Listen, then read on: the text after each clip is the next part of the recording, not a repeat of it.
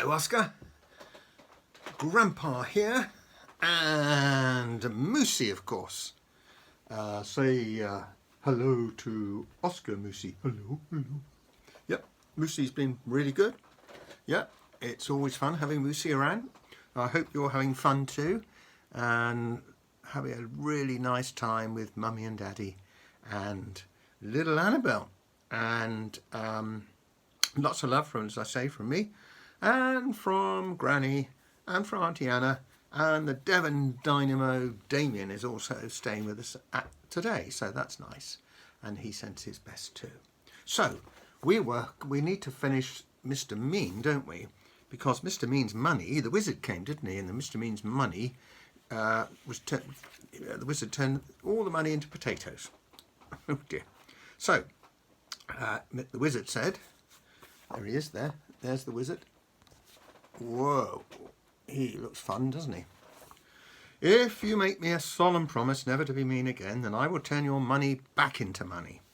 But he added sternly, if you're ever mean again, then it's, how can I put it, then it's potatoes for you, my lad, if not other vegetables as well. Then the wizard had the glass of water he'd come for in the first place, except it was a cup of water, because Mr. Mean didn't have any glasses. Then with another wave of his wand, he turned the potatoes back into money, and another wave of his wand made himself disappear. Stupid wizard, muttered Mr. Mean, picking up all his money. The following day, Mr. Mean decided to walk to town. He never took the bus because that cost money. On the way, he met an old washerwoman carrying an enormous bundle of washing. There's the washerwoman. Oh dear.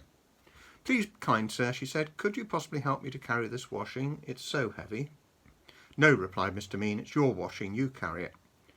But as soon as he said that, he felt a tingling in his nose.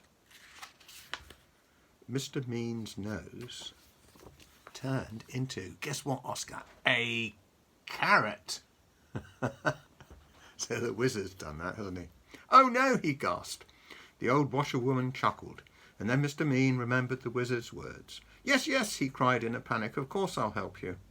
And he carried the huge bundle of washing to where the old washerwoman wanted. And the carrot turned back into a nose, and off he went. The old washerwoman chuckled again and turned back into the wizard. The washerwoman was the wizard all along. It had been him all along. On his way into town, Mr. Mean passed by a cottage garden. In the garden there was an old man chopping wood. He saw Mr. Mean going past and called out. Excuse me, he called, could you give an old man a bit of a hand, young fellow my lad? There's the old chap leaning over the fence, Mr. Mean not looking very happy. No, replied Mr. Mean, it's your wood, you chop it. But as soon as the words had passed his lips, guess what happened? Go on then, Oscar, guess what happened? No, not this time. His ears turned into tomatoes. I think the wizard did that, don't you? Oh no, he gasped. The old man chuckled, and Mr. Mean remembered the wizard's words. Yes, yes, he cried, of course I'll give you a hand. And he chopped and chopped until all the wood was cut. And the tomatoes turned back into ears, and off he went. The old man chuckled again and turned back into the wizard. He was teaching Mr. Mean a lesson, just as he'd promised. Eventually Mr. Mean arrived in the town. There was a little boy crying because his ball had got stuck on top of a wall. Please, sir, cried the boy. There, look, there's the little boy. Look, he's crying because his ball's, look, on the top of the wall. What's going to happen now, do you think, Oscar? Please, sir, cried the boy. Please, sir, could you reach my ball down for me? No, retorted Mr. Mean. It's your ball. You... Then he stopped. There was a funny tingling feeling in his feet. Yes, yes, he said hurriedly, of course I will. And he reached up and passed the ball to the boy, and he went on his way, looking anxiously at his feet. The little boy stopped crying and turned into the wizard. There's the wizard again. He's a great little wizard, isn't he? I think, he said to himself, I think that Mr. Mean, by and large, is beginning, if I'm not very much mistaken, to not be quite so mean. And I think, although I could be wrong, although I never am, that he has, thank goodness, learned his lesson. And do you know something? Mr. Mean had learnt his lesson.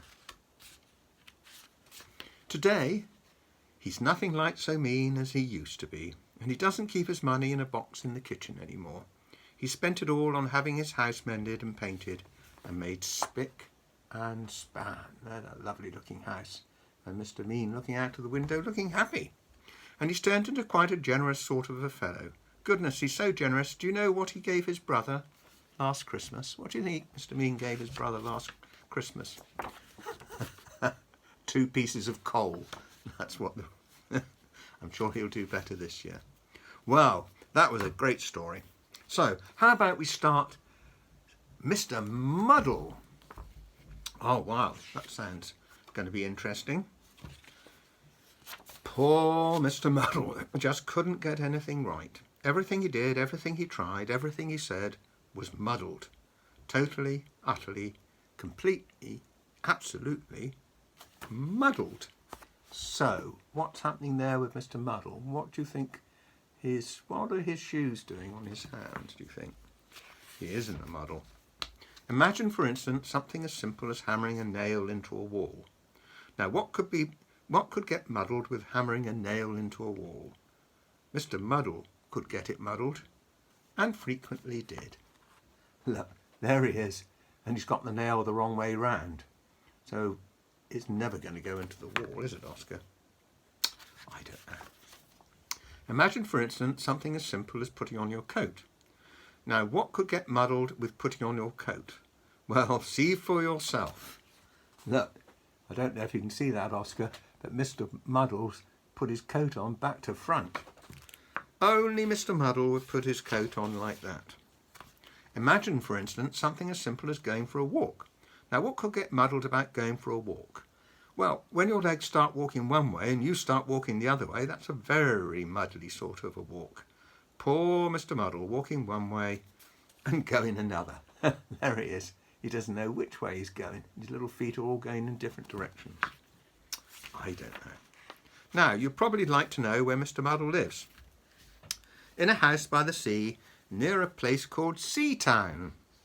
Mr. Muddle's house was supposed to be in the country, but Mr. Muddle, who built the house himself, had got the place muddled up. Of course. And you can tell that Mr. Muddle had built the house himself, can't you? Look, the roof's upside down. Oh dear, what on earth has happened? The whole house is upside down.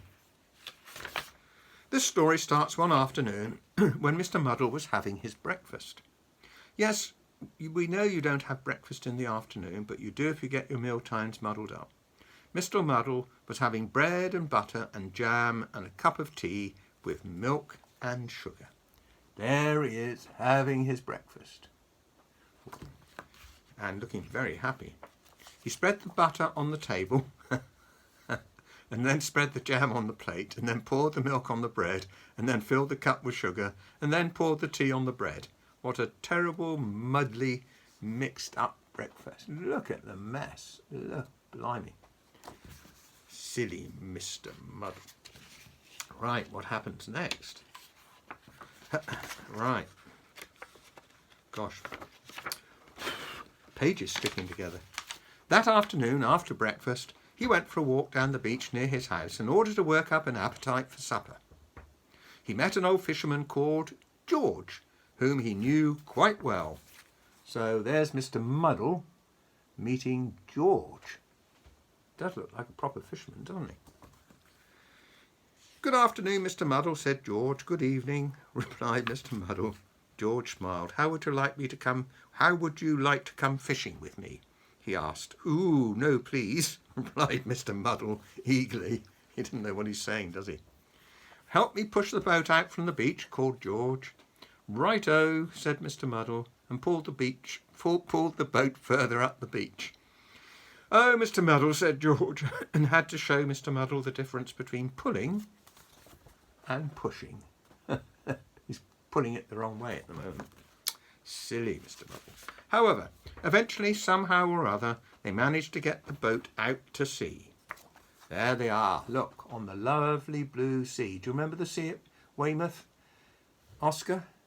And it was lovely, wasn't it? You went swimming with Daddy and your little sister too.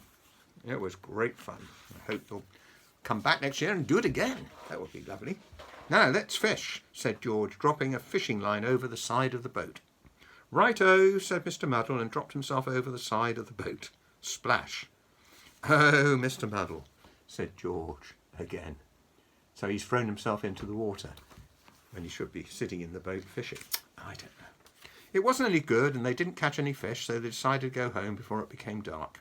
Help me pull the boat up onto the beach, called George. Right-o, said Mr. Muddle, and pushed the boat back into the water. George was just about to say, oh, Mr. Muddle, again, when he had an idea. He smiled to himself. Look, there's Mr. Muddle pushing the boat back into the water. So what's George going to do then, Oscar? Help me push the boat out into the sea, George called. Right-o, said Mr. Muddle, and pulled the boat up onto the beach. He's doing the opposite. Well done, Mr. Muddle, said George. Mr. Muddle smiled a smile and went home. George smiled a smile and went to tell everybody. So he told Mr. Muddle to push the boat back into the sea, and Mr. Muddle, of course, pulled it up onto the beach. Silly Mr. Muddle. The following day in sea time, Mr. Brick the builder asked Mr. Muddle to hold his coat for him. Right-o, said Mr. Muddle, and held his ladder for him, which is what Mr. Brick really wanted. There's Mr. Brick, and there's Mr. Muddle holding the ladder. Well done, Mr. Muddle, said mild Mr. Brick, who'd been talking to George. Mr. Muddle was very pleased. Then Mrs. Scrub at the laundry asked Mr. Muddle to pass her the soap. Right-o, said Mr. Muddle, and passed her a clothes peg, which is what Mrs. Scrub really wanted. There he is, passing Mrs. Scrub a clothes peg. Well done, Mr. Muddle, smiled Mrs. Scrub, who'd also been talking to George. Mr. Muddle was extremely pleased. And then Mr. Black the coalman asked Mr. Muddle to lift a sack of coal down from his lorry. Right-o, said Mr. Muddle, and lifted a sack of coal up onto the lorry, which is what Mr. Black really had wanted all along. Well done, Mr. Muddle, smiled Mr. Black. George had talked to everybody. So there's Mr. Muddle lifting the sack of coal up onto the lorry. Mr. Muddle was delighted. Isn't that a lovely story? In fact, Mr. Muddle was so delighted he decided to go home and cook himself a large meal to celebrate. Roast turkey and peas and potatoes and gravy. Ooh, Oscar, that would be a great meal, wouldn't it? He put the turkey in the cupboard to cook. He peeled the potatoes. He put the potatoes in the refrigerator to boil. And then, that's silly, Mr. Muddle. And then do you know what he did? He tried to slice the gravy. Oh, Mr. Muddle. There we are, that was Mr. Muddle. That's a great story. So, I think next week, why don't we start with Mr. Messy? Oh, I think that's going to be absolutely great. A story of Mr. Messy. Mr. Messy was the messiest person you'd ever met in your whole life. He looked messy because he was messy in everything he did. You could always tell where Mr. Messy had been because he left a trail of messy fingerprints wherever he'd been. Look, there's all those fingerprints. Gosh. Oh yes, Mr. Messy was messy by name and messy by nature. Mr. Messy lived in a particularly messy looking house. The paint was peeling, the windows were broken. There were tiles missing from the roof. The flower beds were overgrown with weeds. The garden gate was off its hinges. And had Mr. Messy cut the grass in his garden lately? He had not.